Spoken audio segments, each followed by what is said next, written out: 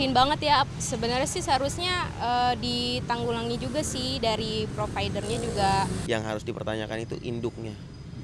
Dari mana sih dia bisa tahu nomor kita kalau nggak ada induknya? Kurang percaya, cuma mengganggu juga karena seringnya dapat itu kan hampir tiap tanggal muda malah dapat ini SMS-nya itu.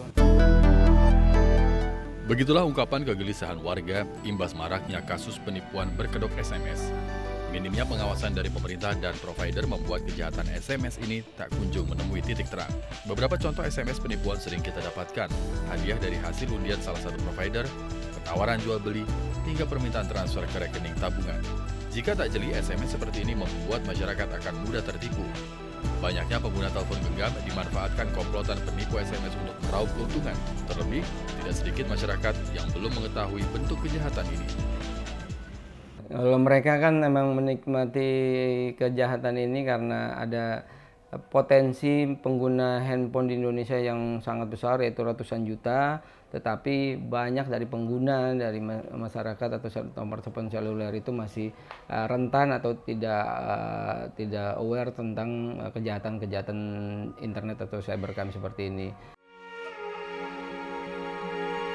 Masyarakat yang dirugikan akan kejahatan tersebut lebih banyak menyasar pada mereka yang berpendidikan rendah dan ekonomi lemah.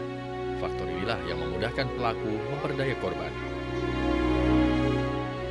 Tim Delik pun mendatangi salah satu korban penipuan di Depok, Jawa Barat.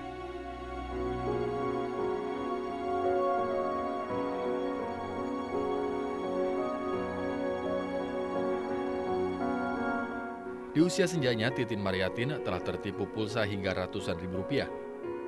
Kejadian berawal saat Titin mendapat kabar bahwa keponakannya tertilang oleh pihak kepolisian akibat tidak membawa surat izin mengemudi atau SIM. Hingga penipu yang mengaku sebagai polisi tersebut meminta pulsa. Pas saya tunggu-tunggu, dia nelpon lagi. Waduh, Wak, nggak jadi, ini kena tilang di jalan, katanya ada razia. Ini nggak bawa surat-surat motor, SIM juga ketinggalan di rumah, katanya. Jadi kena tilang nih, ketangkep, katanya. Habis gimana? Enggak, sekarang gini aja. Dia kan minta pulsa, katanya polisinya tuh beliin pulsa aja Wak, katanya ke nomor telepon dia, katanya gitu. Ya udah, saya cari sono sini, anak saya belum gajian, akhirnya saya minjem ke Aspol itu ya. Tidak cukup di sini, komplotan penipu terus meminta pulsa agar sang ponakan dilepaskan. Rp800.000 pun keluar untuk membeli pulsa, hingga Titin tersadar jika dirinya menjadi korban penipuan. Makanya saya langsung telepon, begitu udah habis 800.000 saya langsung telepon, ada di rumah. Itu saya lemes, ya Allah, saya kena ketipu kalau gitu, saya bilang. Tak memiliki cukup uang, Titin terpaksa berhutang. 800.000 bagi Titin bukan jumlah yang kecil.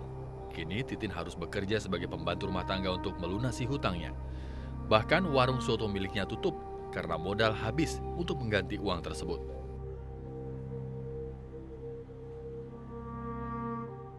Iya, kalau yang 100.000 saya ganti sama tenaga saya.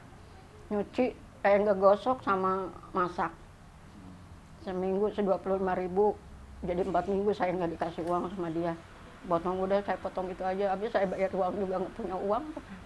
Minta lagi sama anak saya juga nggak enak, saya bilang gitu. Yang 350 saya jual TV. Meski sudah pernah menjadi korban, hingga saat ini Titin masih sering mendapatkan telepon dan SMS penipuan. Sering, SMS tapi sering, cuman saya nggak angkat, ini siapa yang SMS.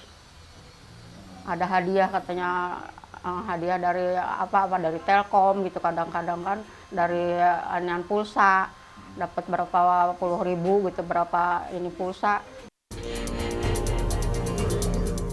Agar kejadian tersebut tidak terus berulang, diharapkan masyarakat bijak dan waspada menanggapi SMS atau telepon penipuan. Sebaiknya masyarakat juga melaporkan kepada polisi jika SMS penipuan ini sudah dianggap mengganggu dan meresahkan. Maraknya penipuan SMS dinilai karena minimnya pengawasan provider dalam registrasi kartu prabayar. Mudahnya para pelaku menggunakan data dan identitas palsu. Sementara itu, Badan Regulasi Telekomunikasi Indonesia melalui surat tanggal 13 Juli 2015 meminta para provider untuk memperketat pelaksanaan registrasi pelanggan prabayar. Salah satunya registrasi prabayar wajib dilakukan oleh penjual kartu perdana prabayar dengan memasukkan identitas penjual dan data calon pelanggan.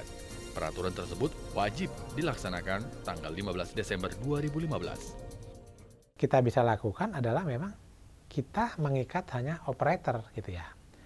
Pada saat itu Pak ya, kita rely on, artinya kita membuat aturan begini, kita mempercayai ini seluruhnya ke operator. Harusnya operator lah yang menerapkan mekanisme seperti apa supaya kejadian-kejadian seperti itu nggak terjadi gitu ya.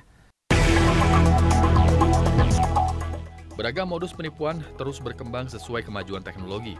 Masyarakat harus meningkatkan kewaspadaan. Aparat penegak hukum jangan hanya sampai di sini. Bukan tidak mungkin masih ada komplotan penipuan SMS lain.